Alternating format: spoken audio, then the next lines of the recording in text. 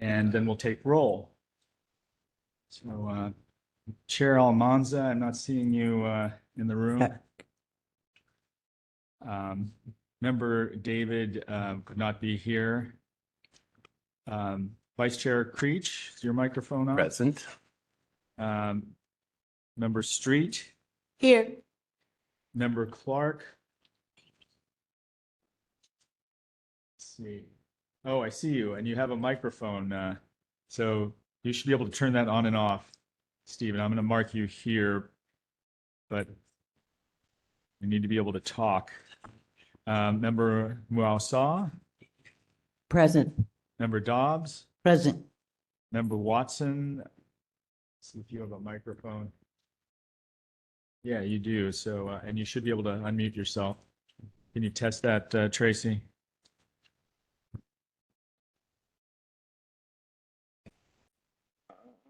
Yeah, present. Oh, beautiful. Okay. So we have a quorum. Oh, my apologies. Member Ross, I don't see CJ here, but we do have a quorum. So that's good news. Yay. Okay. So we Albert, can you hear me now? Yes, excellent. Yes, we can hear you, Steve. Thanks for being here. Too. Hi, Justice. Oh, Justice, gosh, I'm so sorry. I saw you there and I made you a panelist. So I'm glad your microphone works. I marked you present without calling on you. So sorry. do we have quorum? Yes. We do. All right. Welcome, everybody. We're going to do a land acknowledgement. The Shelter Monitoring Committee acknowledges that we are on unceded ancestral homeland of the Ramaytush Ohlone, who are the original inhabitants of the San Francisco Peninsula. As the indigenous stewards of this land and in accordance with their traditions, the Ramaytush Ohlone have never ceded, lost, nor forgotten their responsibilities as the caretakers of this place, as well as for all people who reside in their traditional territory. As guests, we recognize that we benefit from living and working in their traditional homeland. We wish to pay our respects by acknowledging the ancestors, elders, and relatives of the Ramaytush Ohlone community and by affirming their sovereign rights as First People. All right. Well, we have a lot of minutes to go through, and Yes. members, you do perhaps have seen those minutes, but Farrah, would you like to do this in any particular way? I mean, there's July. Sure. So we would approve July's, right? Correct. I make a motion to approve the minutes. I've Second. looked over before, so. Okay. Second. All right. Well, we will get public comment. Any public comment? Please come forward. Microphone in 2 minutes. Check and see if anyone wants to comment from remote on the past minutes. So those are always on our website. Yes. So members didn't see any horrible problems there, which is comforting. Our secretary is not present, so she did not review the minutes this last time, but to my knowledge. You can raise your hand by pressing *3 on your phone or the icon on your computer. And anyone present in the room can just come up to the microphone. They have comments on past minutes or the July minutes, of course. All right. No hands are raised. Okay, So so the motion has been put forward. it's been approved. Well, no, Do it again? we have a motion. So Okay. let me ask if all are in favor of that. Yes. Aye. Member Street, Aye. Member Rossall. Aye. You already put the. Oh, I seconded. Oh, what's on this? Since I approved. Vice Chair Creech, Yes. Aye. Member Justice, Aye. Member Clark, Aye. and Member Watson.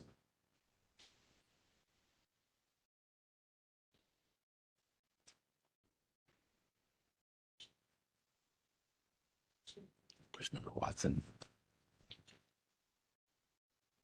Tracy, do you, are you okay with the past minutes?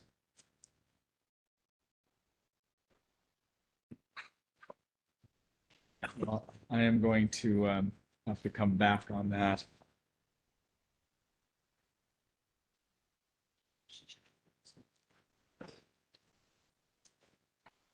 Are they responding?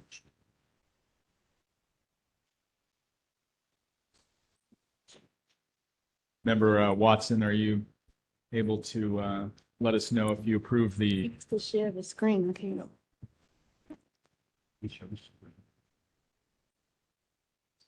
say that again? Can you share the screen? Share the screen. Let's see. Okay, there you go. Got it. You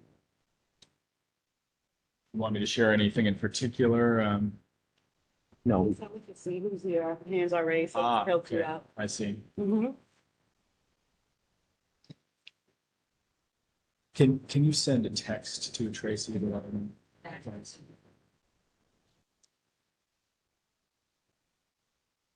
All right, well, we're close. we're close, yes. And if the chair shows up, we would be at 8, which would allow us some flexibility there. So the Come on, Tracy. meals and nutrition was still not completed. We had a small item and there could be discussion on that as well. But I didn't want to add the breakfast to the site checklist without making sure members approve that. Yeah, and I think the sub policy committee got some things we want to get approved or at least bring to the full board. Yeah. I didn't quite catch that. I can't hear anybody, actually. No problem. How about now? Yeah. Okay. And the sub policy committee does want to bring some items to the full board, so hopefully, do we got a quorum? Yes, we do. And there you have, your item will come up in a bit. All right. All right. But specifically on the meals, the subcommittee wanted to, or I think this came from the subcommittee and then probably from the nutritionist. Should we add today's breakfast to the site visit checklist? Currently, you just note what's for dinner, but there's been some augmentation of the services provided by the registered dietitian, and it was suggested that we also note the day's breakfast so that the dietitian can better monitor that and leverage her ability to check on that.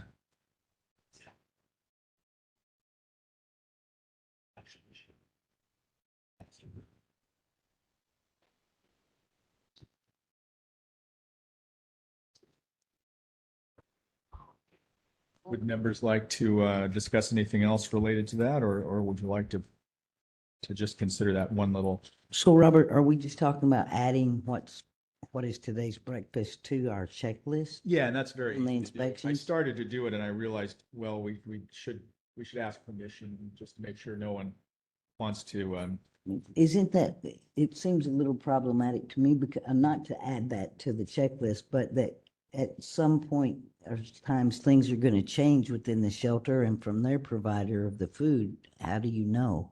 yeah, well, it's that day's checklist. So when you go to the shelter tonight and you see what is on the menu. Okay. so that you just note that. Okay. That's so it's not like you're monitoring their breakfast for any stretch of time, but it's at a point in time. I was like, what if they ran out and it changed to oatmeal? I don't know. Thank you.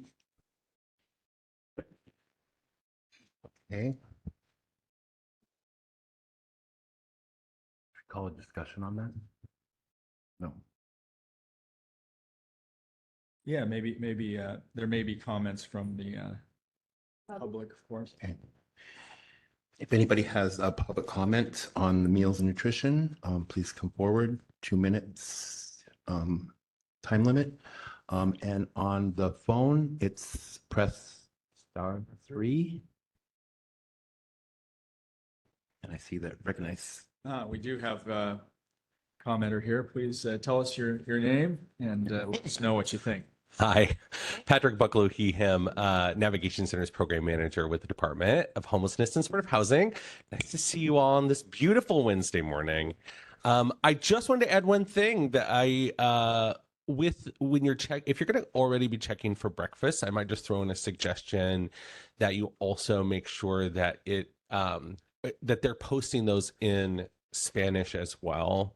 You know, we don't, at least the department doesn't currently require that like breakfast is posted in every single threshold language.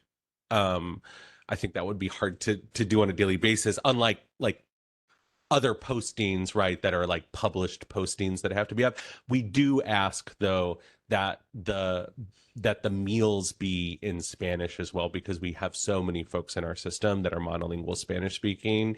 So just wanted to throw that out there as something you also might be interested in checking. Thanks. Thank you. Thank you. And I'll note, Chair, that is on our checklist. Yes. And in fact, that's something we often comment on when we don't, because it's not always Yes. done in practice, but it is on the checklist. Don't see any hands up. Fresh.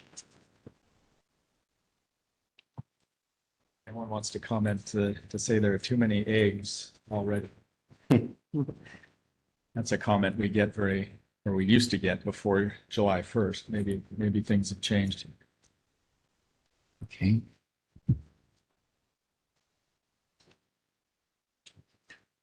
Should I make a motion? Yeah. Okay. So I'm going to make a motion to add today's breakfast to the meals and nutrition. I second. All right. Somebody has to do it first. Oh. Okay. I make a motion that we add today's breakfast to the checklist. I second. Okay, All right. passes and All in favor? So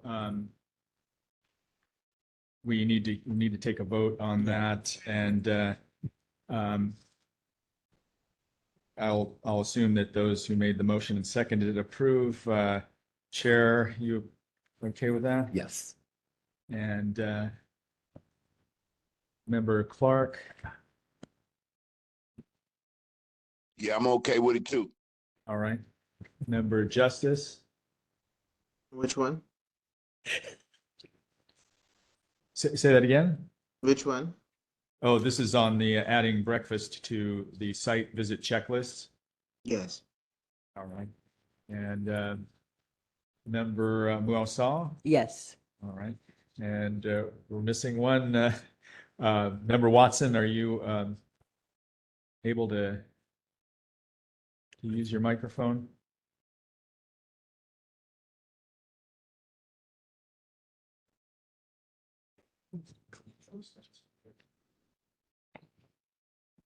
Okay. Well, again, we have a short one, so we may have to return to this item, I'm afraid, Chair. We have six votes. Come on. Seems like a pretty straightforward one, but we'll wait till Tracy confirms. That's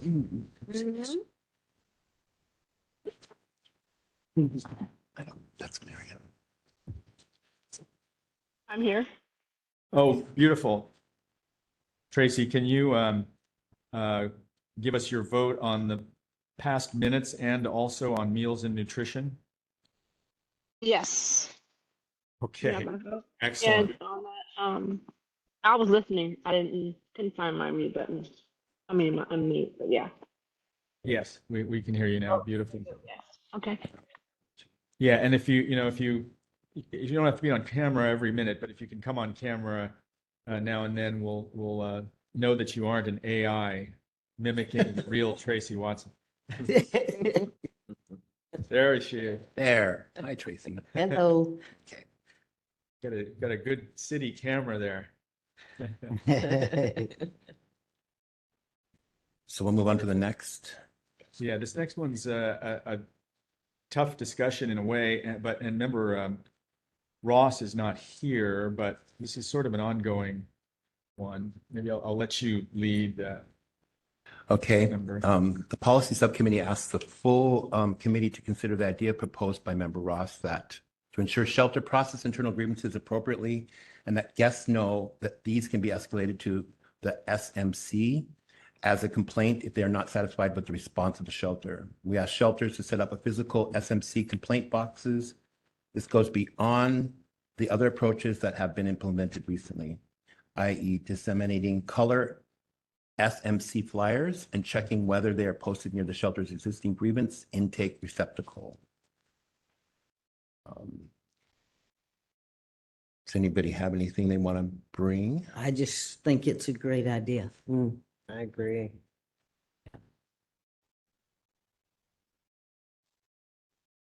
It's uncomfortable to file a complaint when you have to give it to somebody that maybe offended you in the first place. So good thing. Right. There was some discussion about this in previous meetings that some of the elements might be a challenge to implement, realistically speaking, the Cost. and I mean let me bring up that poster that Member Ross designed. I'm sorry. I think I sent to you guys, I found on Amazon just that one search for combination lock boxes. They were like $23 or something like Yeah. that. So I think it's finding the funding.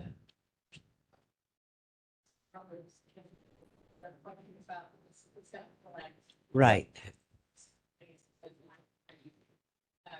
Or the pertinent, yeah.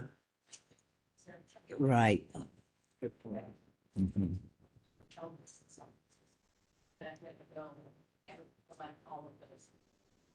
Yeah. I'll do it for this branch.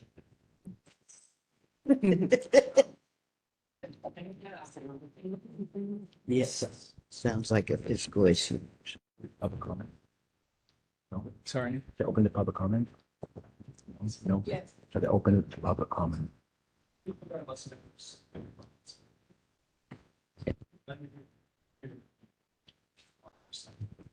Okay.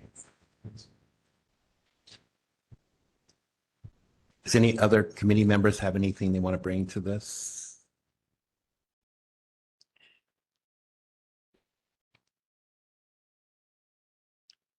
No? I have absolutely nothing negative to say about it. I think it's a wonderful process. It seems secure. The poster looks good, the lock boxes, that would be a good thing. Just like you guys said, to get somebody to go by and pick it up on a Right. regular basis would be That's the challenge. something we talked about earlier. Say that again a little louder. So Getting someone to go by, I mean, maybe you're gonna have to provide somebody some, Okay, so. yeah.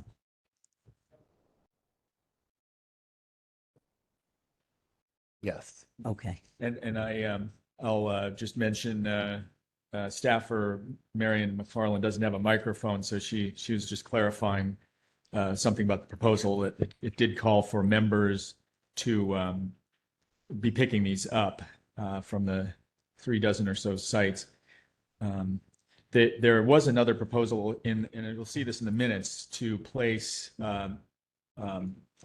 what do you call those two-dimensional barcodes? QR code. QR code. Yeah. On the shelter monitoring flyers, so people can use their camera to access our complaint form, our online complaint form, and also to have our flyers next to the boxes. And when we do our inspections, to make sure that there are boxes, because some sites may not have them. I saw a site that had an unlocked box, so Yeah. that the implication was just put nice comments here. So there are some things we've tried to start doing, and this could be implemented in phases. But I do, if I may interject, just say that idea of picking up the complaints, every twice a week or whatever would be a real challenge. Yeah, we'd have to delegate for sure. That would be challenging. Okay, is there any public comment? Please come up to the microphone, 2 minutes. And on You can line, also comment online by pressing *3 or clicking the hand icon. Oh. yes. Oh, and we have. Oh, that's not a member fair. of the public Too here, much two cuteness for the members Yes. of the public. Hi there. Yes, 1.6 members of Yes. the public. Hey, everybody. I wondered when we're talking about these grievances, it's something I've been thinking about since the last meeting. I wondered if there's been any conversation about how the flow of grievances from particular participants also merges with case management. Because one of the challenges that I just heard about the other day from someone that's unhoused is if you have to engage with people who you don't trust and you're hyper vigilant, you're much less likely to actually file the complaints or see it through. So is there any consideration, or I'm sure there might have been consideration about how the grievance process would also attach itself to either case management and or social workers with whom those hypervigilant people who are filing the complaints likely have greater rapport than with other employees? It's a great point. Yep, that's a good It point. definitely, if I can speak on this a little bit, this, this came out of that issue of people not feeling safe and, being able to get grievances in a way that kind of bypassed the organization, so to speak.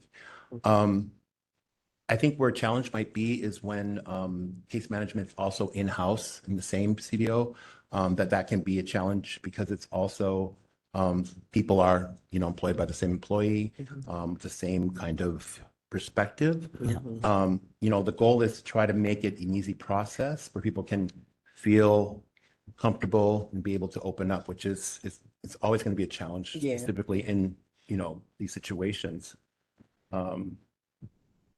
So yes, I think it has been taken into consideration. And it is a challenge trying to find an easy, an easy Sure. fix to this.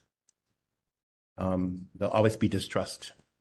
Well, this will be something new for us to implement as well, and we'll have to go as time goes along to see how it's working and if we can do a referral back to case management. Yeah.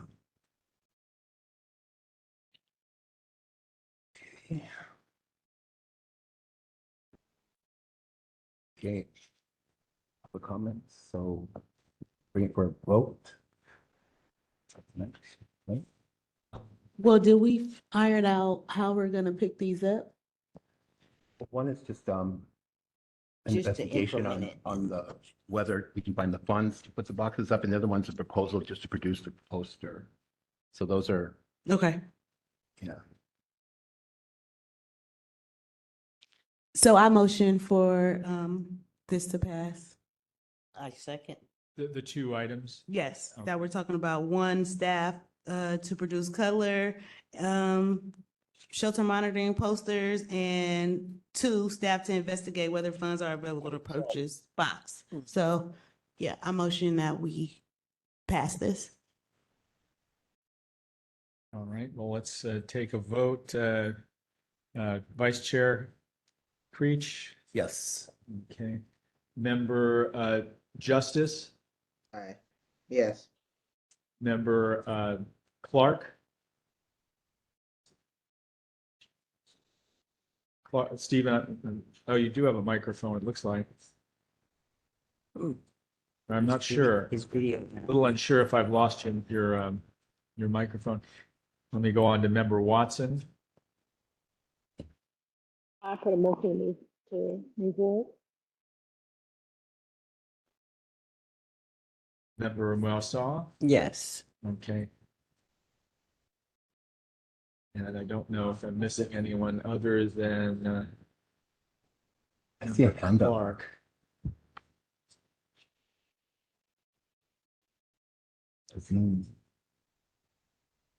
Oh, Yeah, we do have a hand up. Maybe while we wait for Stephen, we can take a public comment Okay. from Azine. I'm gonna unmute you and go ahead. Welcome, hear- Nadine. Can you hear me? Yes. Yes. Great. I'm hearing you pass this, what comes to mind is there an expectation of, a timeline on this as a deliverable?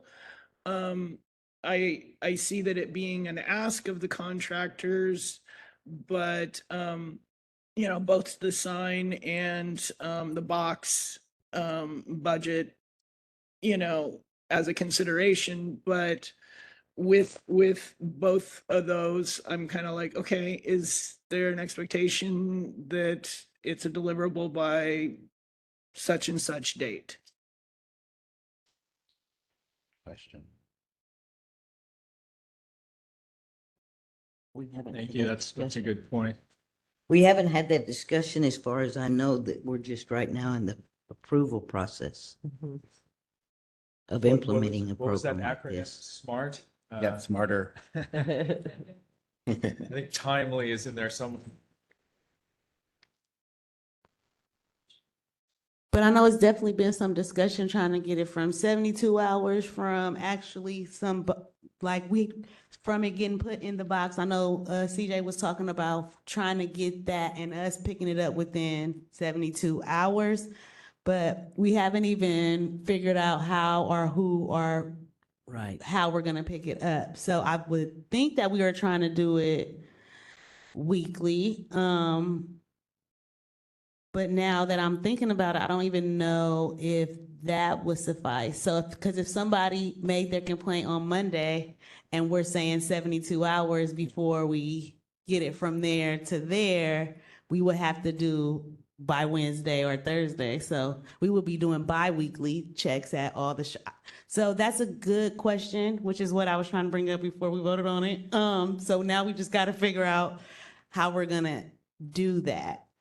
Well, we just agreed to do it, Yes. to start the plan today, right? So everybody voted in favor of it. So now we've got some kinks to work out probably as to when and where and Well, who's we gonna are pick up. missing member Clark, but I'm going to make a note that we Yeah, need to get him back online. I don't know, get Marion, approved, you could yeah. text Stephen and tell him we're not, that we need his vote on this item.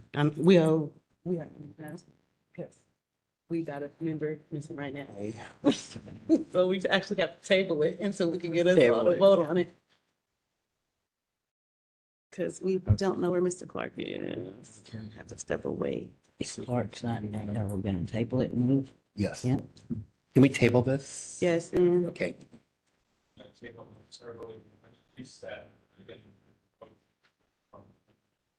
Okay. So to agree.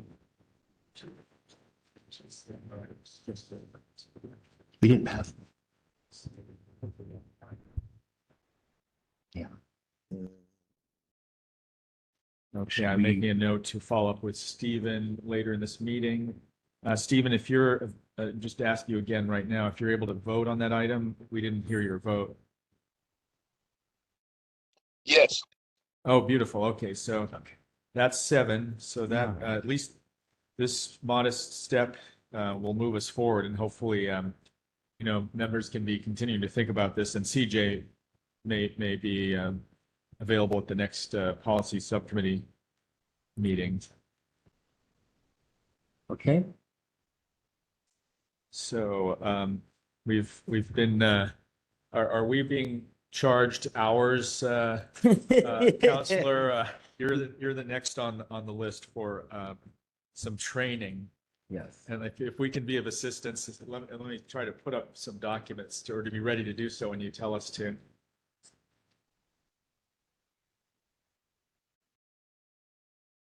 Yes. Do you, is this mic on? That mic should be. Yeah. Okay. Do you have the PowerPoint slides on screen yet? Yeah, let me bring those up. And if we're gonna talk about the shelter staff training, yeah. correct? And then.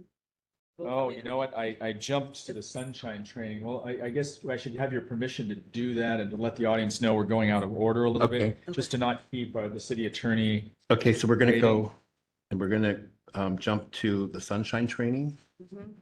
And we have today the Assistant City Attorney. Adam Radke, Adam Radke. Deputy City Attorney Adam Radke. Yes. Welcome. Well, thank you. Are you pulling up the slides? I have to allow it to download, and I thought I could just pop these right open. So the discussion, about committee members need to be aware of how the Sunshine Ordinance, Brown Act applies to the work of the committee. Explanatory documents, legal rules governing remote participation by members of policy bodies in meetings beginning March 1, 2023. Thank you. Yeah, I guess that PowerPoints are not just linkable. And so I'm struggling to get this to open.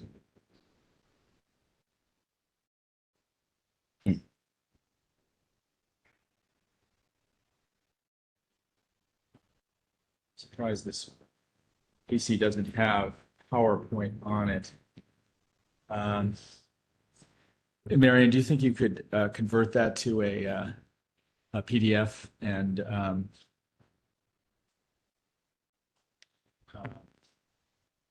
What? No, you're doing great. sorry, Councilor.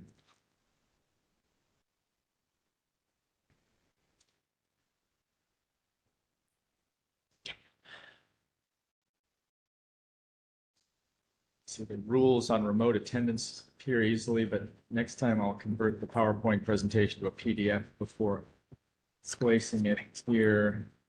I'll make you lunch. Done. Can you then put it onto the shelter monitoring committee website? Otherwise, I'll have to figure out how to open my email.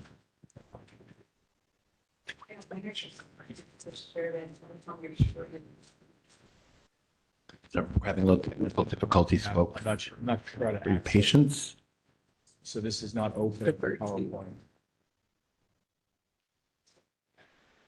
Hey, excuse me, Robert. Apologies. I stepped away. I didn't miss a vote, did I? No, No. we're trying to open a document. So this is some training. So don't step away during the training. We need to know about the Sunshine Ordinance, and is the Brown Act the same thing, or is it a related item? They are certainly related. So I'll go over both.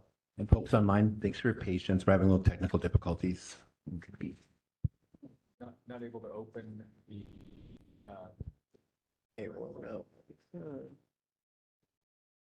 Okay, so, well, my apologies to everyone. I'm going to see if I can convert this myself to a PDF so that we can look at it. And if you want to read the Sunshine Act or Brown Act or Sunshine Ordinance, you'll be able to ask really intelligent questions here. Let's see.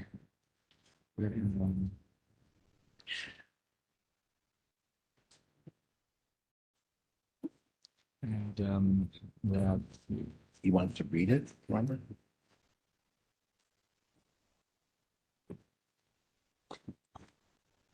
Robert, do you want me to read this?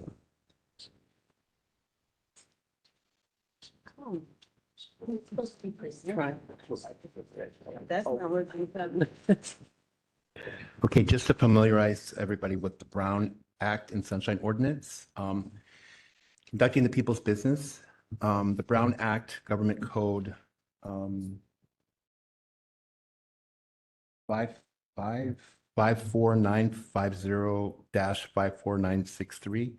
The Brown Act, okay, local legislative bodies such as boards, councils, commissions are groups of people come together to discuss and come up with the most effective ideas.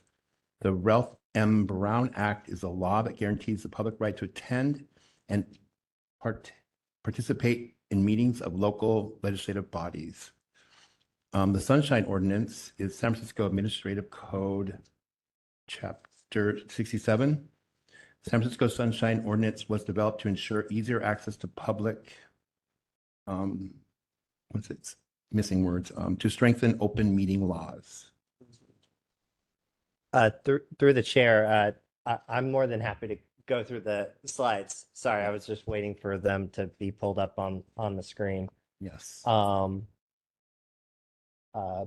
I do understand there are some technical difficulties. Does the chair want me to just proceed Yes. forward? Okay. Thank you. All right. Good morning, members of the Shelter Monitoring Committee. My name is Adam Radke. I'm a deputy city attorney. And I've been invited by this committee to do a training on the Brown Act and the Sunshine Ordinance.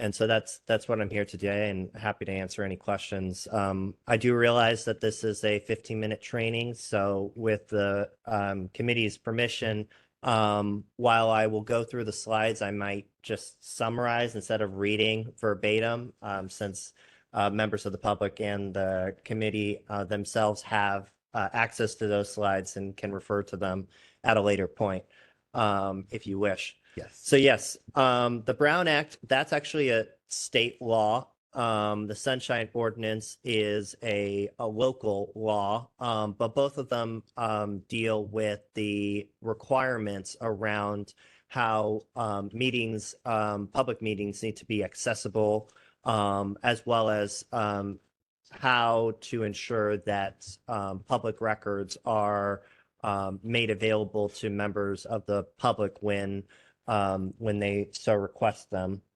That's slide number 1. So I'll move on to slide number 2. So for purposes of both the Brown Act and the Sunshine Ordinance, what they say is that public meetings need to occur in noticed public area where members of the public may be able to join and hear and be able to participate. Importantly, importantly to understand here is what constitutes a meeting. There's often a lot of confusion around that. So in both state and local law, a meeting occurs when a majority of the members of a policy body come together or have a serial communication to discuss any business within the subject matter jurisdiction of this body. So what that means is that meetings for purposes of state and local law would apply not only in this context, which I think is the most obvious, but also to kind of just be on the lookout for when there might be other occasions outside of this this location where a majority of the members might be present and may have discussions around committee business, meaning whatever the Shelter Monitoring Committee's jurisdiction is. If a majority or more of members are having that discussion elsewhere, that could constitute a meeting and could have implications around potential Brown Act and Sunshine Ordinance violations if those communications were to happen without proper notice and the ability of the public to be able to participate. Also, as you've seen, serial communications too, that is something to, be on the lookout for. So we're not just talking about communications where, where a majority of the members of this body are all on the same email. We're also talking about when Commissioner A might email Commissioner B and B to C and C to D. And eventually that communication, albeit, not all members were party to it at the same time, if their ideas in writing concerning matters in front of the this body were to be shared amongst each other, wherein it results in majority of this body participating in that conversation, that too could constitute a meeting. So it's just something to be on the lookout for, because it means more than just whenever this body comes together at this meeting at this time. So under the Brown Act Sunshine Ordinance, meetings need to be public and held within city limits. A meeting occurs even when the policy body takes no formal action. Discussion is enough. And then, yeah, I went off and provided a list of instances that are allowed under the Brown Act and the Sunshine Ordinance, that such as site tours and meal gatherings. But I also went off and listed some examples of things, types of communications that could occur that could be problematic under the Brown Act Sunshine Ordinance. Oh, perfect. I'm on slide 3, so you can just stay there. Okay. So the Brown Act applies to policy bodies. Policy bodies are bodies that are created by legislation. This body was created by legislation, so this body is a policy body for purposes of the Brown Act and Sunshine Ordinance. Majority of the members means a majority of the seats, regardless of whether or not the seats are filled. So in this case, there are 12 members of this body, or 12 seats, I should say. So 7 out of 12 members would constitute a quorum.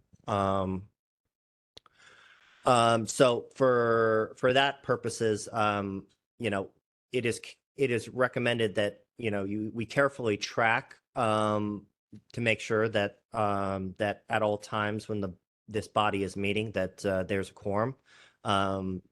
Things happen, I understand, but it does happen, especially where there may be a lot of vacancies on this committee, where it may be difficult to get a quorum of you together, and you may only have 7 members present during the meeting, and if one member has to leave early to attend a meeting, that could result in this body losing a quorum. And then for that purposes, it's no longer a meeting. That doesn't mean that the members who remain can't remain and have a discussion about anything that they want, but they are no longer, the body itself is no longer meeting, meaning that you can no longer take any formal actions. Any discussions will no longer be part of the formal agenda. So, that does present sometimes a dilemma, right? Because I totally understand that there's often a desire, because people come out of their way to attend just to find out that there isn't a quorum. There's oftentimes a desire to want to have a discussion with at least the members that remain, and that is permissible because it's not considered a meeting if there's no quorum. But do note that because there's no meeting, this body can't take any action. It's not part of the agenda. And if you find yourself in a situation where you want to take action, or you want to have a further discussion about this as a body, you may end up having that discussion again just because of the lack of quorum. Yes.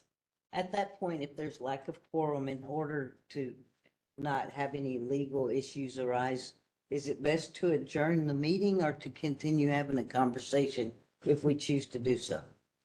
I recognize that oftentimes when the city attorney's office is saying, look, as a result of this body losing a quorum, it's no longer considered a meeting for purposes of the Brown Act.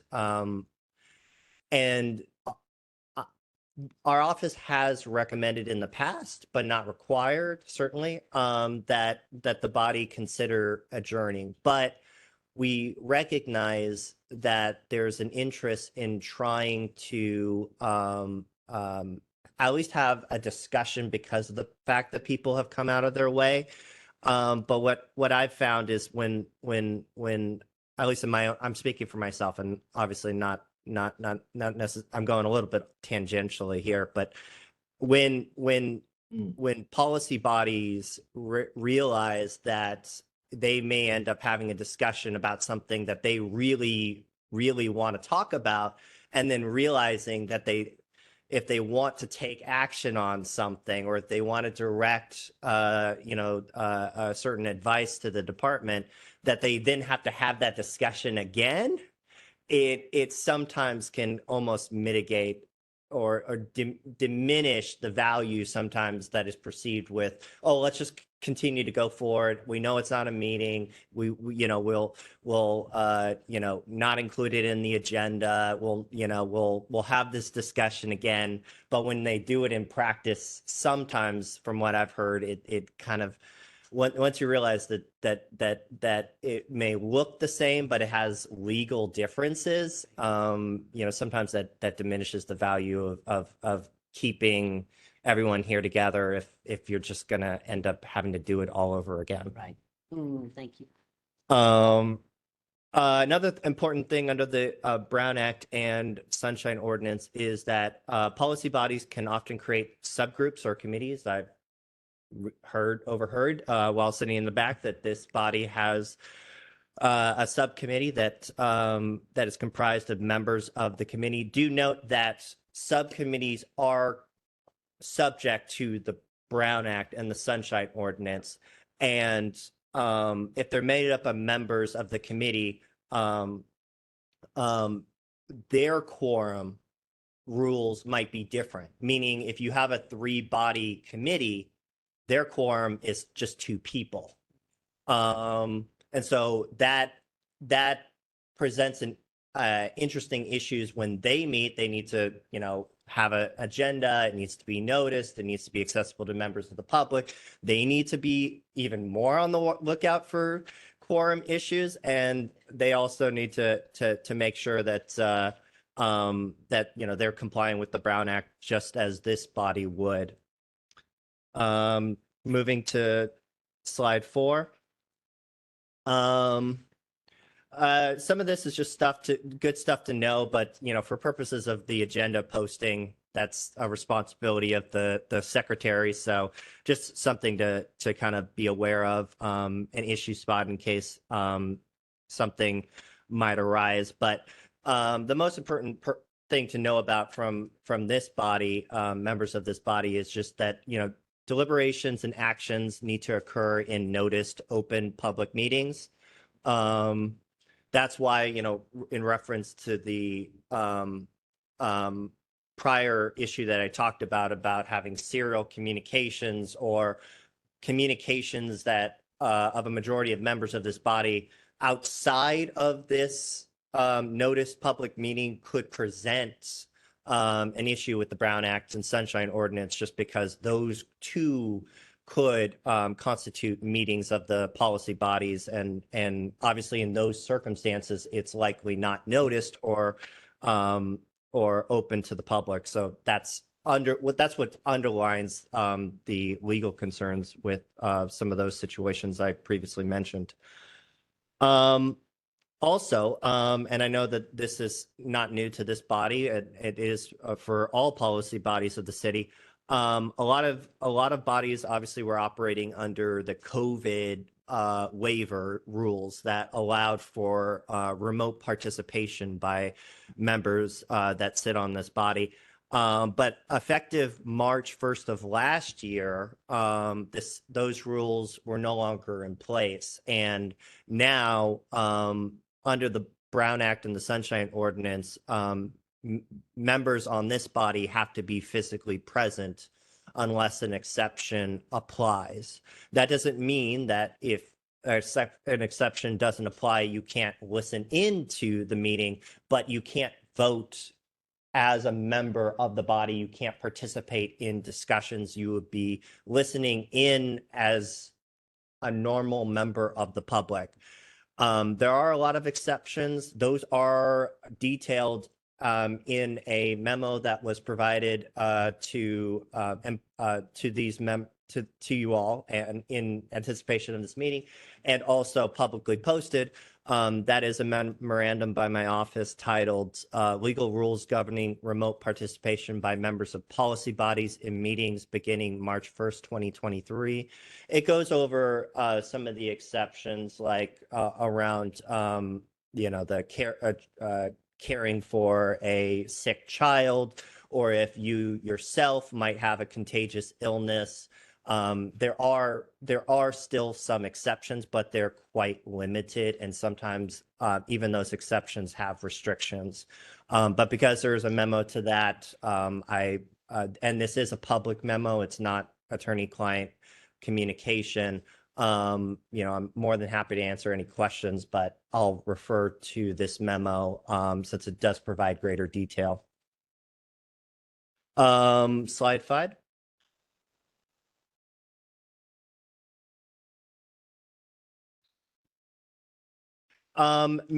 These are the agenda requirements for purposes of what this body needs to know, right? Because you don't put together the agenda, the secretary does in working with the chair.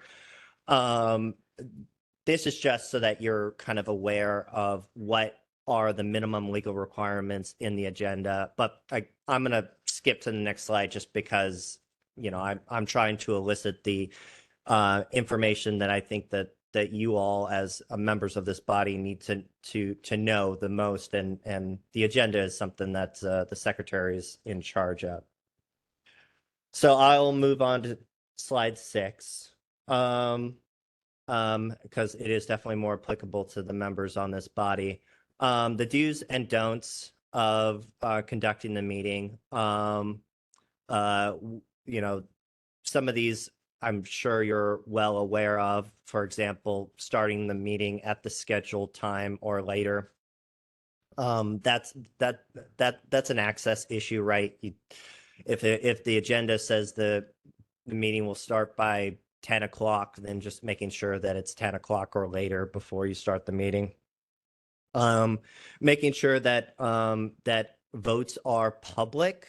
I do understand that sometimes the matters that you may end up weighing on might be difficult, controversial, whatever it might be difficult for members on this body, depending on the circumstance. They might be put in a situation where you might feel difficult going yes or no on a vote, or wanting to maybe vote in an alternative manner. That's not allowed for under the Brown Act Sunshine Ordinance. It has to be a yes or no vote. It has to be a public vote. And members can only be excused if they have a conflict, and that's a legal conflict, not a personal like a feeling of conflict, but more of a, is this something that would present a legal conflict wherein this member is not allowed to vote. And for the purposes of this body, I can't think of any examples where that actually might come up given your role as an advisory body. But obviously, if you are aware of something and do have concerns that your vote might present a conflict of interest, then please reach out to the secretary and myself, and we can advise you on whether or not there might be a legal basis for you to be able to be excused. And even so, I would talk you through how to notify that to the public during the meeting with sufficient particularity, and also advise the chair on the process by which then the members actually have to vote to excuse you. So there's no personal excuse exception that has come up in the past. So I figured I'd directly address that right now. There's some discussion there about what the chair might do, but that rarely comes up in my experience. So I'll go to slide number 7, the don'ts. some of which is a little bit repetitive around no secret or anonymous ballots or abstentions. Yeah, you can't vote by proxy. I don't know if that's ever come up in my experience here, but yeah, you can't vote by proxy. So I'm gonna just skip to slide 8 because honestly, slide 6 and 7 were pretty much two sides of the same coin. Closed sessions. Now I included this slide because there is an exception, a very limited exception under the Brown Act Sunshine Ordinance that allows for members to meet in closed doors without members of the public being in attendance. Those require strict compliance with the Brown Act Sunshine Ordinance. So I think for purposes of this body, I would just say that if this body does think that it might need to meet in closed session, I think that's something that the commission secretary and the chair should reach out to the city attorney's office to get advice, because the exceptions are very limited. The rules are very tight. And and this is obviously a situation that presents the highest risk of legal challenge. So it gives an opportunity for the city attorney's office to best advise this body to make sure that if there is a legal basis, and to be honest, I'm struggling to think of an example where this body might need to meet in closed session. But if one does come up that I can't think of right now, just do note to make sure that the secretary and the chair reaches out as early as possible so that our office can best advise on compliance. Slide 9. This does come up around the public attendance and comments. I've had an opportunity to kind of sit in the back and see a couple of examples of public attendance and compliance. So I already know that it appears this body is very well familiar about how it can't take any formal action before allowing for an opportunity to have public comment, that each agenda item for discussion also needs to include an opportunity for public comment. So I'm not necessarily as worried about that, but it does come up sometimes where people don't want to identify themselves and wish to use a pseudonym, and that's okay. We'll just skip on to number 10 because this body is definitely familiar with the public comment. Well, and this is a continuation of the public comment. I think that the one that I would pull out from this list to expand upon a little bit further would be the time limitation, because the chair may reduce the speaking time for a public comment on a specific item if there's a reasonable basis. That basis should be announced on the record and should be done before the public comment on the item were to begin, right? We don't want to start public comment and then realize in a couple of minutes, oh shoot, we are running out of time. Okay, from now on, everybody's limited to 2 minutes or so. That would not be allowed. That would be problematic under the Brown Act. So if you see a lot of people present, and if it does appear that they wish to speak on a certain item, then the chair should be cognizant to identify that. And, they certainly have the prerogative to manage the meeting. And if there's a lot of speakers on an item, announce early on, what the speaking time will be. You could certainly encourage them not to repeat themselves, or offer them the ability to submit written public comment after the fact and such, as a way to acknowledge that people have come out and maybe they were expecting to speak for 3 minutes, but this committee needs to get done the business that you need to get done, and sometimes that means that a reduction in the speaking time is necessary.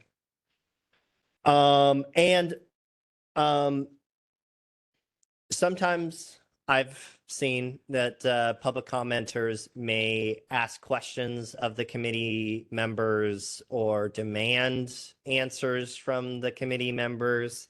There's no right to response. Generally speaking, our office recommends that this be an opportunity for the members to speak to the committee, and for the committee to listen in to the members of the public. You may ask clarifying questions, that doesn't count against the speaker's time. This is really an opportunity for the public to speak to the body as opposed to the reverse, the body to speak to the public.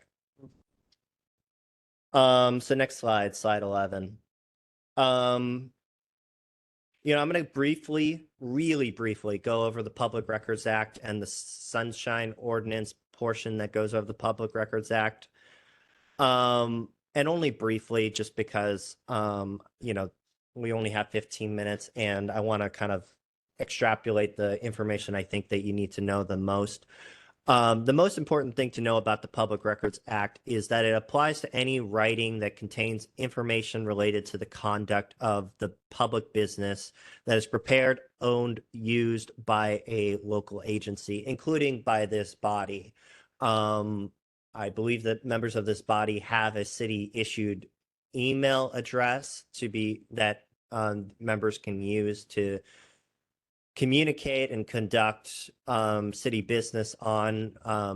Our office obviously strongly recommends that committee members use that resource, not only because it makes it easier for HSH's Sunshine division to be able to search for potentially responsive documents when they receive a Public Records Act request, but then also so that they don't have to go to the members and say, hey, we think you might have responsive records. Do you have city business records concerning, your work on this committee, on your personal devices or email addresses and whatnot? And if you are doing business on your personal device or private email address, then my office would obviously strongly recommend that you, when you're done, to forward that email chain or that work to your city issued email address, so that then you can have that email address as the repository for all your committee business. And then that way, you aren't put in a position where you're having to scramble to go through your device or your personal email addresses and trying to find responsive records. Oh, and then the next slide is slide 12, but the takeaway from that is that public records may exist on people's private devices and on your private email addresses, depending on how you conduct your communications. So if that is what you're doing, or if that's something that you wish to do, just note that and make sure that you have a practice of forwarding those communications and work to your city issued email address. It will probably save you a huge headache in the future. And it, puts and it helps the HSH Sunshine division be able to work with the IT department to extrapolate that information automatically without having to ask members to go through and try to find those on their own. So that is the end of my presentation. Slide 13 is just, it's just an encouragement that if you have questions, you can send those to the commission secretary, and who can reach out to me if there's a question that he's not able to answer.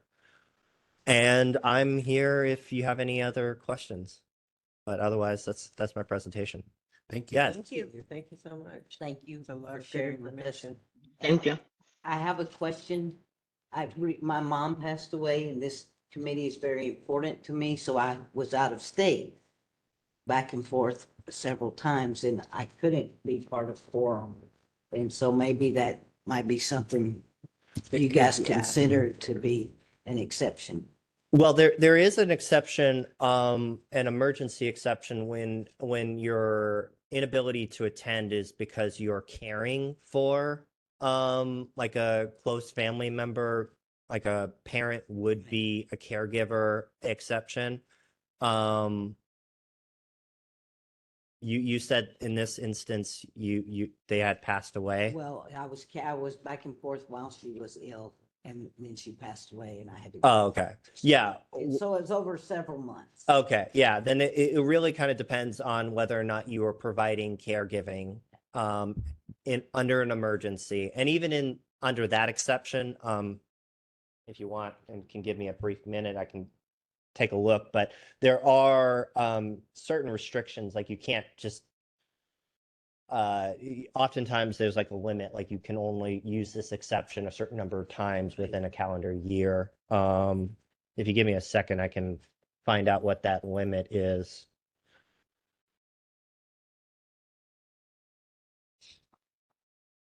Exceptions to the exception. Twice in a calendar year.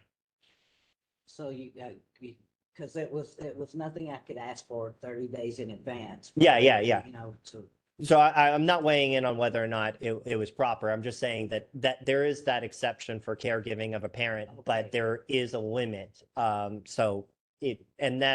just because in this theory, it's an emergency because you're not able to, find an alternative or whatever, Right. but it isn't intended to be something where like if you are providing care for somebody on an ongoing basis or a lengthy basis, then eventually you aren't able to use this exception. right. Okay. Thank you. Any other questions? Okay. Well, thank you for having me. Thank you so much. Invite you again. Need to go over confidentiality. Should we move on? If you want the public to have a chance to comment. Is there any public comment on the sunshine training? Please come up to the stand in 2 minutes and online, hit *3. We do have one person online. So I unmute. Let's see.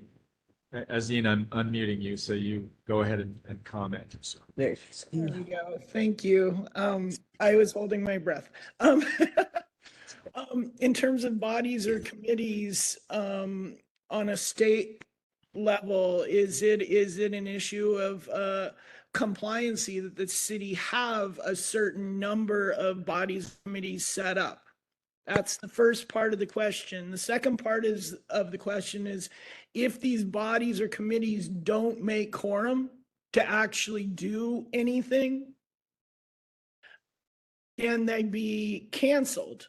And if they're canceled, is that not being compliant with state and federal?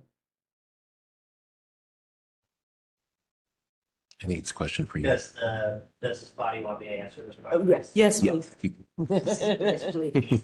I'll admit I didn't hear the first question, so I might ask the commenter to ask that question again. But I believe the second question is if there's a lack of quorum, can the meeting be canceled, including for subcommittees and sub-policy bodies? Yes, you should cancel as soon as possible and post the cancellation as soon as possible. That would be the responsibility of the commission secretary, who is familiar with those rules. As to the requirement to meet, the Brown Act and Sunshine Ordinance, and nor am I familiar with any state law that requires this body to meet on a certain regular basis. Sometimes that does come up in state law, specifically where the state might provide funds and require that each county have create a committee that's responsible for advising on a certain topic or overseeing the expenditures of state funds, and there might be a state law that requires that they meet a certain minimum number of times per year. But that doesn't apply to this body. This is a body created by legislation, local legislation, to advise the department. And if this body is unable to make quorum, then it's unable to make quorum. And it should, and if it is struggling to make quorum, the Homeless Oversight Commission is responsible for appointing members to this body, and certainly in such a situation, I would imagine that the chair and the secretary would likely send a communication to the Homeless Oversight Commission, encouraging it to, with all due diligence, to try to fill as many of those slots as possible so that this body can proceed forward with the important work that you do. I didn't hear the first question though. Yeah, that wasn't, I think I was misunderstood. I wasn't talking about meetings being canceled. I was talking about actual bodies and committees being canceled because they never made quorum. And the first part of the question was, is it for the city an issue of being compliant to have these bodies set up? And if the bodies are dysfunctional because they never make quorum, are they to be disbanded? I'm not talking about a single meeting not being met. I'm talking about a whole body not being functional to the point where it is non-existent. And if it's non-existent, is that the city not being compliant with needs to have these bodies and committees set up? I can't weigh in on policy. That is not my prerogative. Since this body was created by local legislation, neither this committee nor the Homeless Oversight Committee has the authority to change the legislation. That would be an act of the Board of Supervisors. Now, if the purpose might change, or if there appears to be policy support to make changes to this body, including disbanding this body, certainly the Homeless Oversight Commission or this body could make its position known to the Homeless Oversight Commission, who could then subsequently make their position known on what policy changes they wish the board to adopt. But ultimately, unless and until the legislation is changed by the Board of Supervisors, this body will continue to exist even if it's not able to make quorum and meet. Thank you. Thank you very much. Thanks. Thanks, caller. Thank you, Azim. Yes, thank you.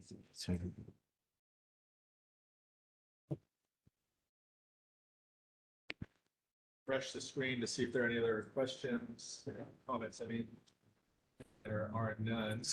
Forward. So I accidentally took us out of order. Should we go back to Should we go back to the important, shelter staff training? shelter staff training?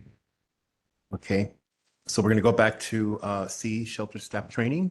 At the August subcommittee, the 2004 shelter training manual was reviewed. Members agreed to ask the full committee to send a memo to HSH to ask them to consider requiring that information in chapter 6 through 8 be conveyed to new staff earlier. Chapter 8 materials should be gone over in the first 3 months after onboarding. Perhaps the first 3 chapters could be merged into a more concise presentation. Also, more material on the Americans with Disabilities Act is needed. Finally, harm reduction merits its own chapter. Any comment from committee members?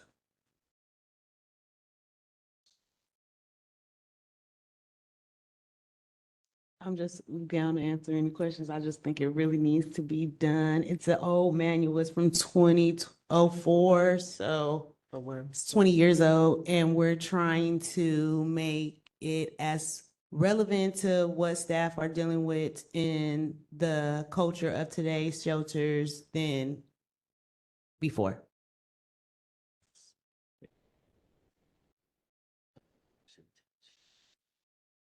What's what? Oh, so the action is that we're gonna draft a letter to HSH. I think that should be done immediately. Did you get public comment? Public comment. Motion. Okay. Yep. With other comments or discussion on this. So if there's public comment, would like to comment on the shelter staff training proposal, please come forward, 2-minute time limit, and online, *3. Raise your hand, *3. I'm not sure. Have somebody here. If you could give us your name and go for it. Hello, Zay Alo. I'm approaching because this is a subject that we face often at Youth Spirit Artworks in terms of training, specifically for trauma-informed care. The obvious pink elephant in the room, and we know where the city budget is in regards to anticipated shortfalls. But operationally speaking, additional training usually means more pay. And so then there's the obvious budgetary implication of requiring that frontline staff have higher amounts of updated and refreshed training. And what is the in the economic environment to pay those persons who are trained more money? Just like in any sector, if you work and you receive more training and certification, you need to be paid more. And so I'm just holding in mind how that budgetary conversation would also effectively impact the ability of this to actually adequately disseminate to training on the ground, which actually informs the interactions that those staff persons are having with shelter guests. Thank you. Thank you. That definitely is recognized. Thank you for your comment. I think the focus, though, it clearly is that it's an outdated training manual, and there's so many different, important things that have come up. For example, overdose response, which is really important and has been kind of steered in the wrong direction. And so just getting the right information in, and just on how the trainings are conducted. So, I'm sorry, the training is up for the provider to be compliant, Yes. not for a promotion, Yes. anyone. I hear you though. I think that if the staff are doing training, they need to get paid for it. These particular trainings though are actually required. So they're actually supposed to be the trainings that they given are paid for already. So like harm reduction, cultural competency, things like that, work ethics. So it's actually trainings that are already being provided and are paid for. We're just trying to move the timeline so staff can be more knowledgeable and efficient in dealing with the culture. So it's already trainings that are paid for. We're just moving the timeline up because usually it's done over a year.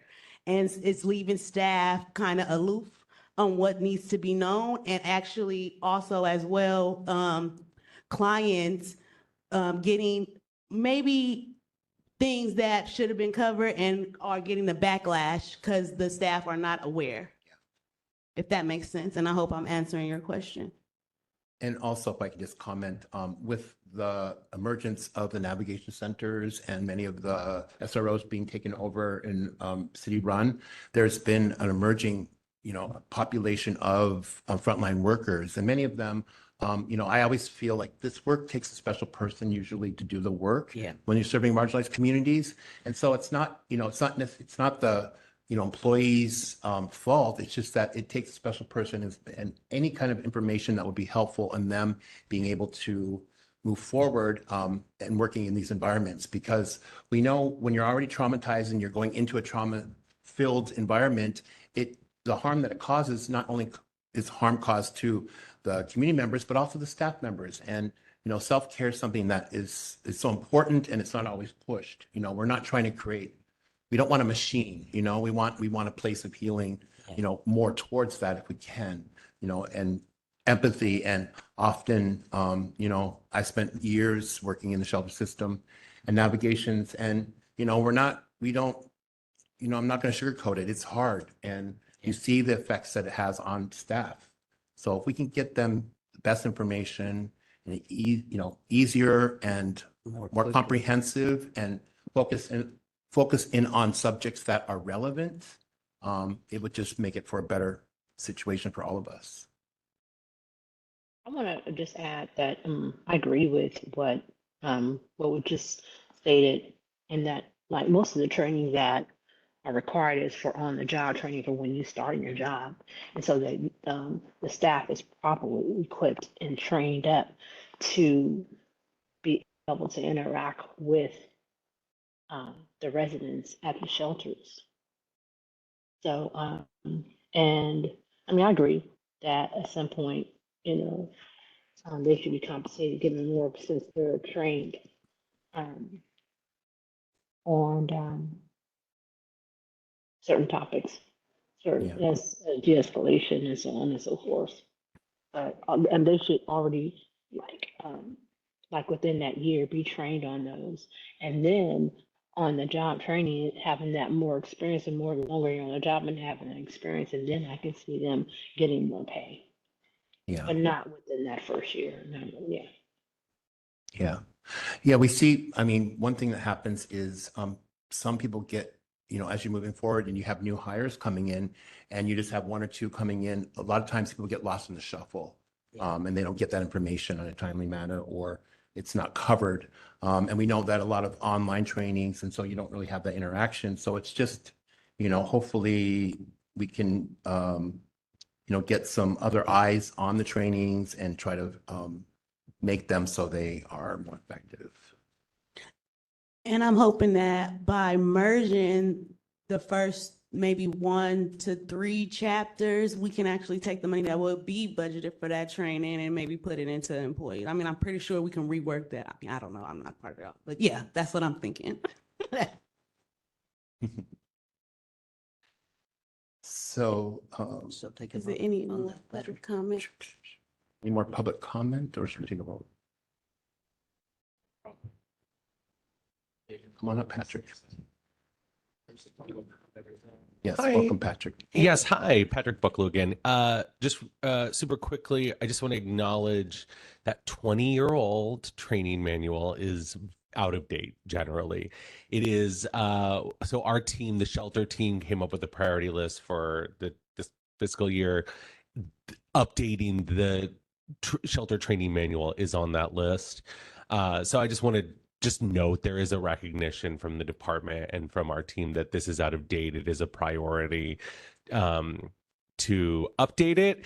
That's obviously requires resources and time and people. So I don't know like where that is agenda, like scheduling wise, but it is a known issue that is an out of date manual and desperately needs an update. Thanks. Thank you. Thanks. 20 years. 20 years. Okay. So, can we move forward with the proposal? Yeah. Should we move forward with the proposal? Vote? Motions?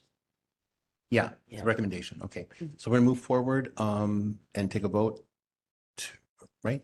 Yes.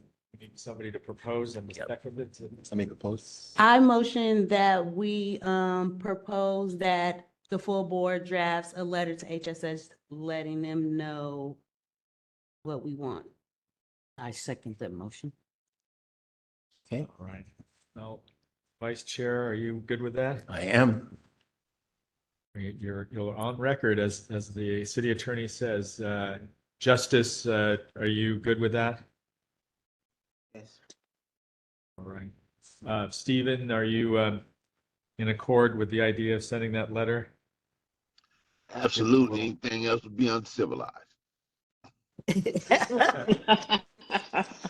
Well, sometimes we need a little kick somewhere to. Let us never go to road. And Tracy, you're I'm in agreement. Yes. Yes, definitely. all right. And Member Sal, Yes. Excellent. All right. Well, we're unanimous. So looking at the agenda, the time check, I would like to move to go to the C, Department of Homelessness and Supportive Housing.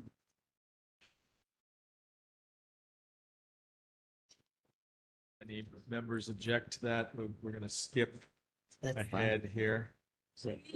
Patrick. And that's with Patrick.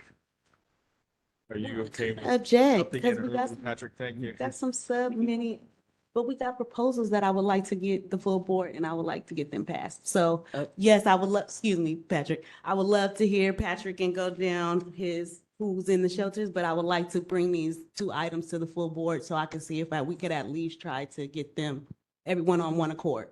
Here are the 2 items.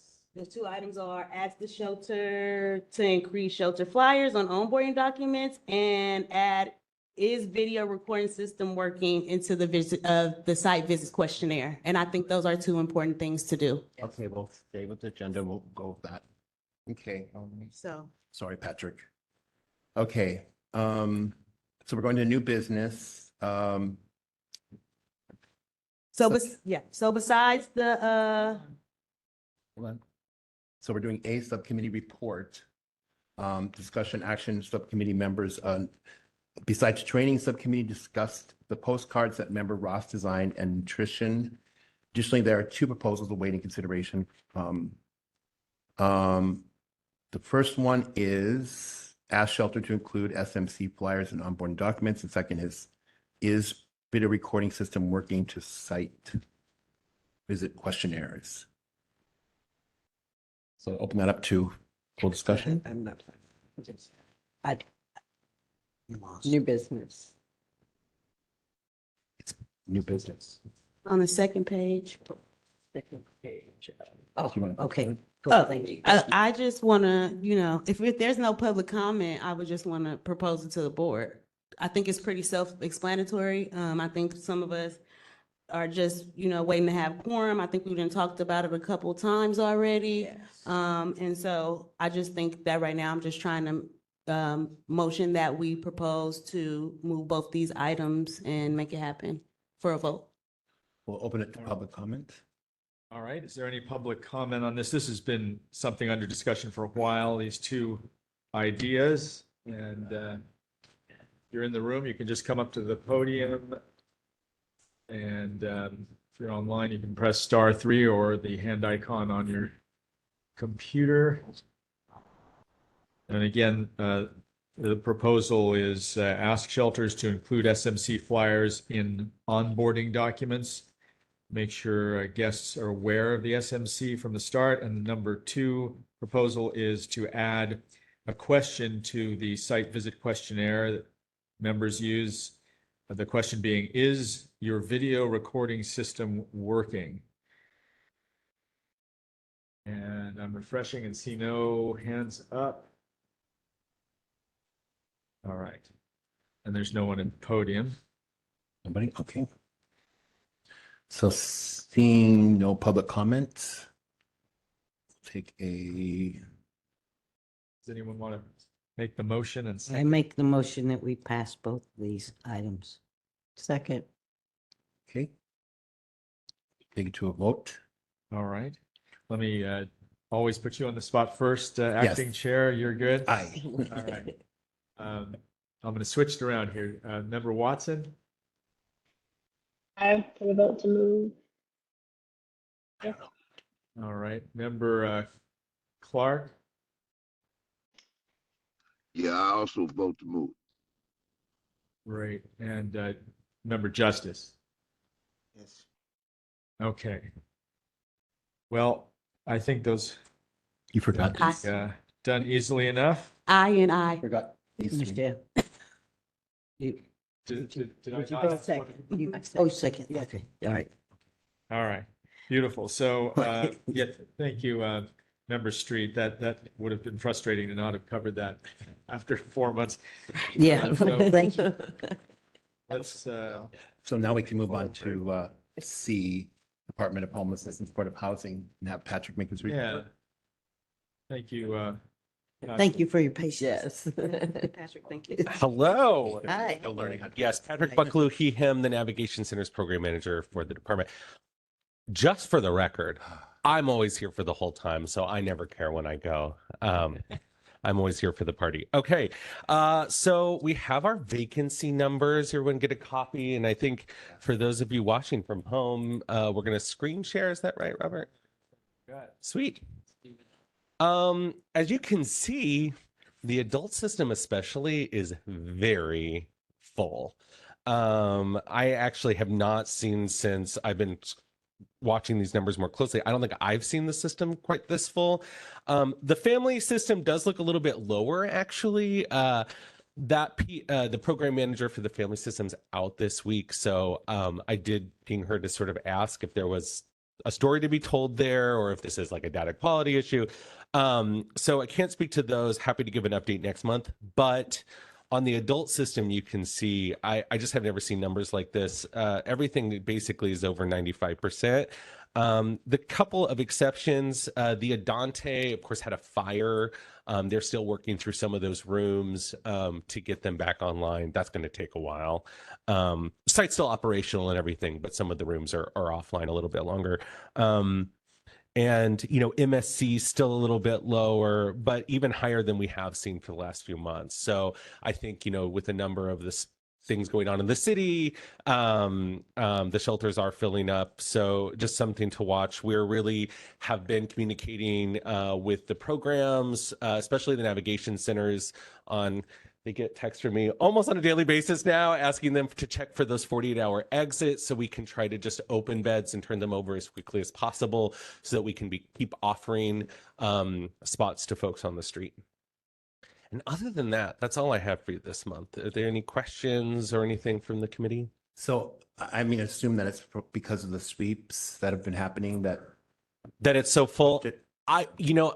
I wouldn't want to say definitively because I don't have like data to back that up. I assume that a lot of, HOD is working extra, HSOC's working extra. So I assume that all of that is leading to more referrals, and that is why the system is looking so much higher, lower vacancy rates. Yes. And has there been a strain on the organizations? They've been holding together. I mean, no, the sites are designed for staffed and funded for full capacity. So it really, it shouldn't be like, oh, we don't really have enough staff to be full. That shouldn't be an issue. I mean, I think having full programs all the time is a challenge. And some of these that haven't historically been full, this Tame and Booten number, I'd really like to call that one out. Yeah. I actually, as of this morning, it's 100%. So completely full. That's the first time that's happened since the opening of that program. And so I do think, there might be some growing pains with that, but by and large, I think all the programs themselves are handling it well, and the staff are being, professional and all that. It's definitely a source of pride here. Yes. For sure. Yes. All right. Yeah. Well, thank you so much. Thank you. And Thank you. as always happy to take questions by email in advance if you ever want me to talk about anything specific. Yes. Thanks. Thank you. Thank you, Patrick. Okay. Is there any public comment? So come up to the microphone and 2 minutes. Online, it's *3 and raise your hand. Yeah, there's a call-in user, user 3 with hand raised. I'm going to unmute you. I don't know. Let's see. You are 415-260 is the first part of your phone number. I think you might need to unmute yourself.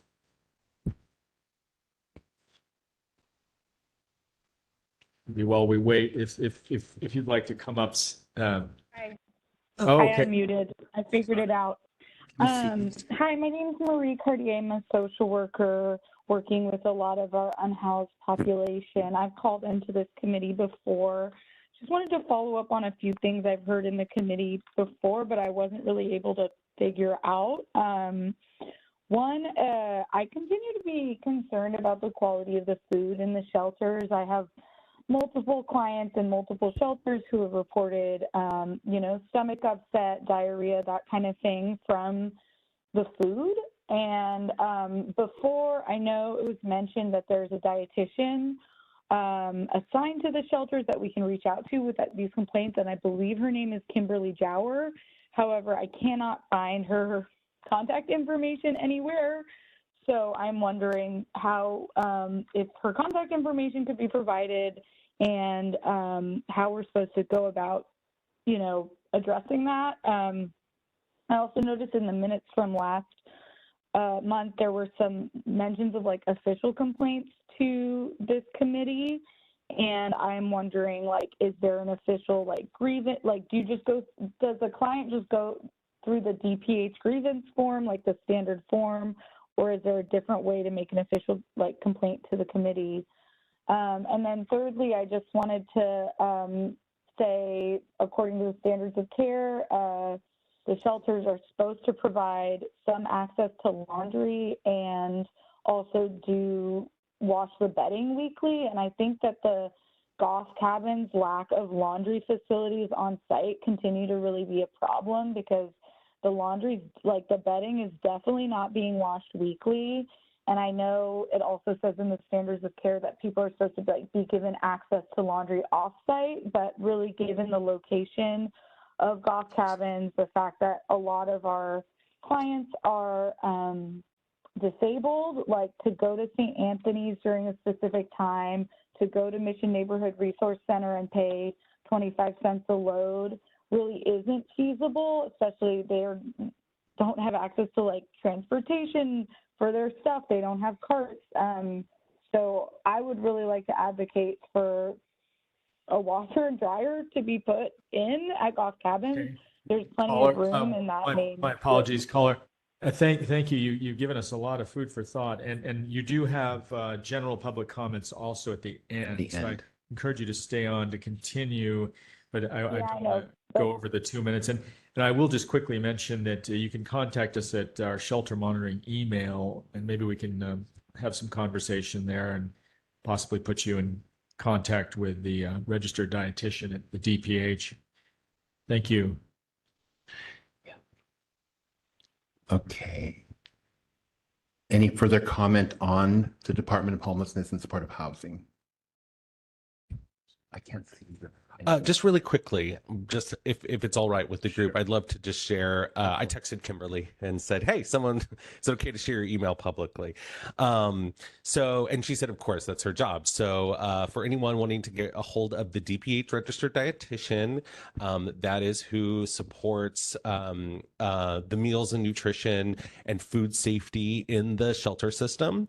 Her name is Kimberly Jower. And her email address is kimberlyjower@gmail.com. That's KimberlyJower@gmail.com. Thanks. Thank you.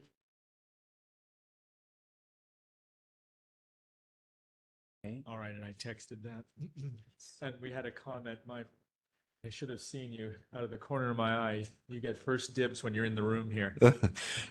Hello, Zay. Hello. Just an observation which may have already been made since the report was shared. Something that I'm finding is occurring in my work with the unsheltered, specifically washing laundry with them outside of our meeting house, is that I'm probably 20 to 25% of the people that I onboard myself to the adult shelter reservation waitlist, whom I am the backup phone number for if the city is trying to confirm they have a bed. I get a call repeatedly in the 72-hour windows that they have to respond and claim that bed. And effectively, 20-25% of persons end up losing the bed because they can't be found through the channel of communication, either phone or email, because the department also does send an email. And I'm curious as to, and this may be in one of the department reports that I just haven't seen yet, it may be buried somewhere in the data. It would be very useful to know what percentage of people that claim a bed do not actually connect with the bed because they couldn't be found within that 72-hour window. Because in my experience, it's probably 20 to 25% in my anecdotal experience, and I'd wonder how far that data might extrapolate to the general population. But it's just an observation that I wanted to share in my work. Thank you. Okay. Any more public comment? If not, we will move forward. Make a motion to accept.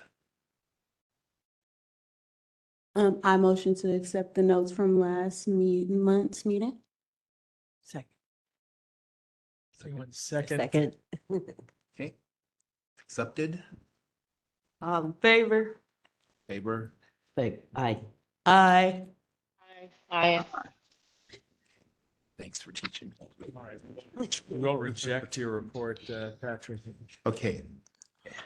Staff report. Yeah, and is it okay if we continue? It's fairly late. Yes. Staff report is here. If anyone in the room did not get a copy of this, there may be some left, and it's on our website as well. I guess I'll just quickly say that we had a similar pattern, 13 formal complaints, many complaints like the speaker just now mentioned. We get a lot of people who don't follow up with their complaints. I don't know, do you think it's 50% or it's up there? But anyway, we did pursue 13 formal complaints, and they're delineated, detailed here. Again, standard number 1 is the most common problem.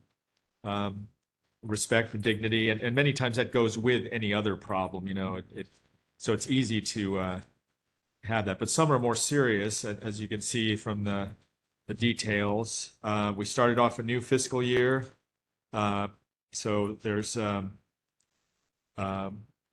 couple shelters that got 2 complaints in July and a handful that got 1 complaint, and many have yet to get any complaints. We'll see how long they can hold out. I noticed one large shelter had 0 complaints last fiscal year and got a complaint in July. They held out for the new fiscal year. And they're an active shelter. Then we do get a lot of informal back and forth where we try to assist, and they sometimes are responsive, and that leads to the complaint not being pursued. I think looks like I'm missing a date here on the very first one. But members have any questions? We could go into that. Any questions? I have one, sorry. What's the response time we give the shelters? 7 days. So there are a couple that were late, but they asked for an extension. We want to work with the shelter, and definitely one of those 2, I totally can understand why they were having trouble trying to research it. I did mark one shelter late here. We do that in red. They have been late a few times. We try to remind the shelters, but shelters need to respond within 7 days. It's very important to the client to not just be left in limbo. And I think this response also, this is on page 6. Those response that we did get did not answer all of the allegations. So unless this client wins the lottery, I wouldn't be surprised if they ask for a formal investigation of this complaint. Okay.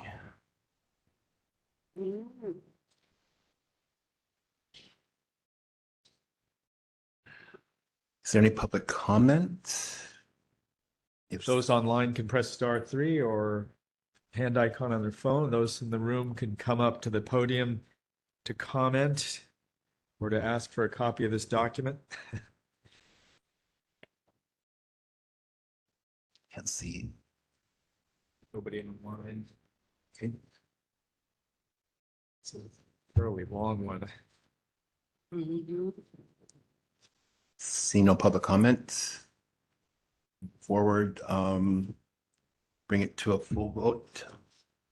Accept the report. All in favor? Aye. Aye. I motion to Oh, bring. wait, sorry. I motion that we that we put these in our file and that we approve this staff report. I For July. second. Okay, moving forward, vote. All in favor? Aye. Aye. Aye. That's approved. We will go to general public comment. Okay, you have 3 minutes for general public comment. So Yes. this is, and members can make general public comments as well. And I want to remind those of you that are shy or act that way, whether you are or not, you can speak up and maybe suggest things for future agendas. Yeah. And the public as well. And we have added things to the agenda. And I wasn't sure I caught your name, Marie Cordette, maybe. That's what I heard. You actually brought this laundry issue up before, and we have had some discussion on that. And I made a note to see if the members want to delve into that some more, because I don't know that that has been addressed. I would like to talk about laundry at the next meeting. I think having a washing machine and dryer at the cabins would actually be a good idea, so.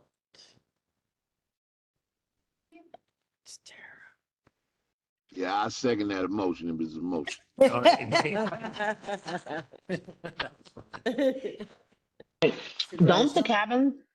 the cabins have laundry? I have never been there. Patrick, Not on site. do the cabins have laundry? The golf cabins we visited, I don't recall that they have laundry. So, No, they're in. so I don't know. Let me get back to, let me see if I can find out before the end of the meeting. If not, I will email the team. Thanks. Too late. Thank you. I just Yeah, want. I've seen laundry. It's Tracy. I've seen laundry at the cabins. Tracy, you was breaking up. Say that again. I said I have seen laundry rooms at the cabins. At the mission cabins? Mission I cabin. was at the mission cabin. Yeah, I did see it there for sure. I'm not sure if golf has one, but Mission do. Not sure about golf. Okay, we're done.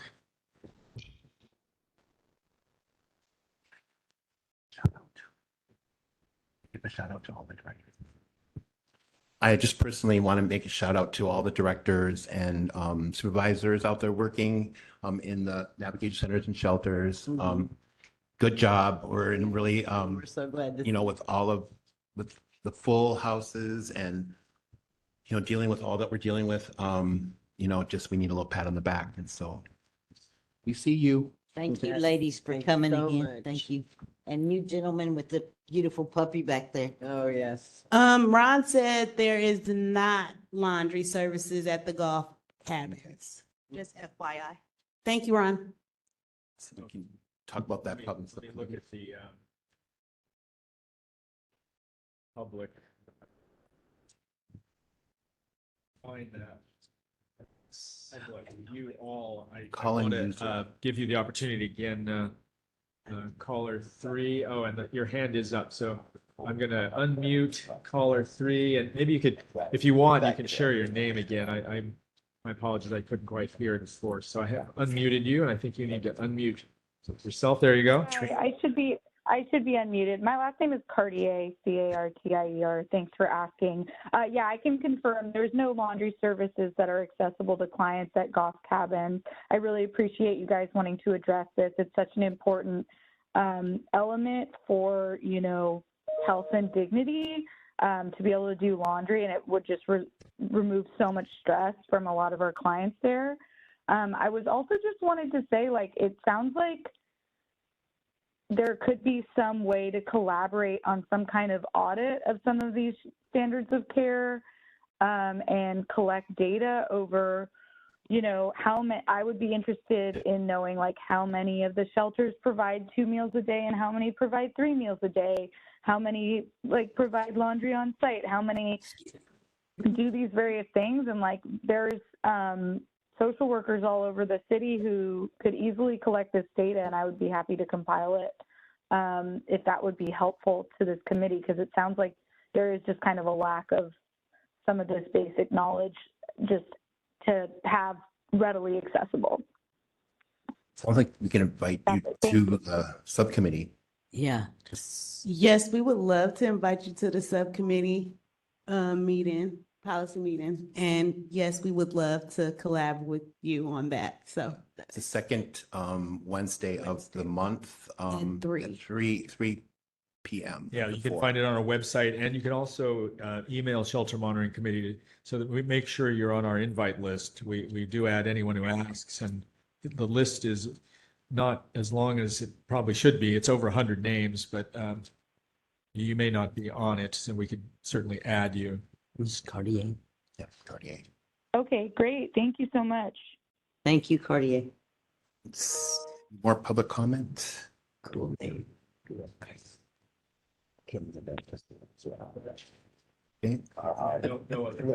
Okay, seeing no more public comment, can I have a motion to adjourn the meeting? I motion that we adjourn this meeting. I second. All in favor? All in favor? Aye. Anything else? Meeting is adjourned. Thank you for Thank you, dealing with everybody. my- Thank you. I think you did great. And I want to I see don't that know. puppy. Hey, I got so shy. yeah. Now, Great. And then me, like, I don't think I have, I'm always jumping the gun.